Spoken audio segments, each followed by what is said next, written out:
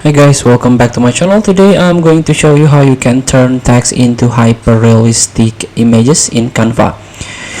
All you have to do now, you can open Canva PC version and then don't forget to sign in with your account. First, you can click apps and click AI powered. So you can scroll down and try to find ultra real. Here you can create high quality realistic images. Create hyperrealistic images from text descriptions with click of a button. Click to use in your design. And here we go. You can describe the image you like to generate. For practice, you can try an example. A vintage leather bound book with creased pages. Click to generate. Please wait, this may take a few seconds.